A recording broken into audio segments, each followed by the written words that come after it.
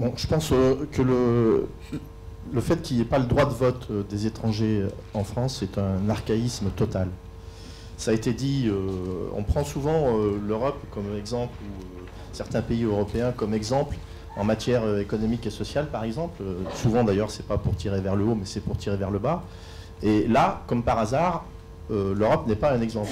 Or, il y a une majorité de pays européens qui a accordé ce droit de vote.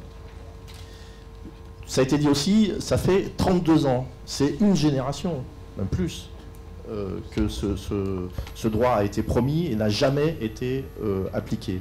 Et donc, je crois que cette question, comme les autres, nécessite effectivement un mouvement social, un mouvement syndical, un mouvement politique pour la mise en œuvre des promesses qui ont été faites. Et de fait, les étrangers en France ont pratiquement tous les droits. Ils ont le droit de payer les impôts, ils ont le droit d'être au chômage, ils ont le droit d'être exploités, précarisés, insultés et soupçonnés en permanence, contrôlés au faciès. Ils ont aussi le droit de s'organiser, de se syndiquer, de militer.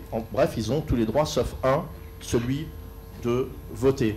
Bien sûr que les élections aujourd'hui, il y a une crise profonde de la démocratie représentative. Et les élections, le droit de vote lui-même est remis en cause.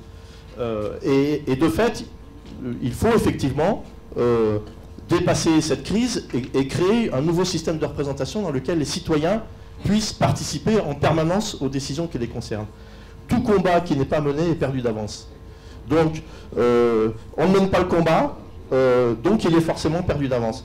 Moi, je pense que si on mène le combat politique, le combat social, et ce que fait la Maison des Potes est très bien aujourd'hui, s'il y a un mouvement qui est dans le pays, et je ne sous-estime pas les difficultés du contexte actuel, mais s'il y a ce mouvement, eh bien, ce mouvement trouvera une expression parlementaire. Je veux dire, s'il y a un grand mouvement dans le pays, eh bien, il y aura forcément une répercussion parlementaire.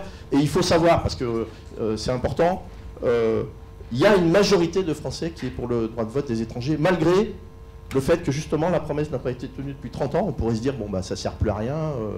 Malgré le combat mené par la droite et l'extrême droite contre le droit de vote des étrangers, malgré tout ça, le peuple français reste majoritaire pour accorder le droit de vote des étrangers. Donc c'est bien la preuve que si nous menions tous ensemble le combat politique pour accorder le droit de vote des étrangers, eh bien, il aurait déjà dû être accordé pour ces élections municipales. Et on nous dit encore plus tard, ben, il faudra se battre encore et encore pour l'obtenir. Et je suis persuadé qu'on l'obtiendra. Merci François. Merci bien.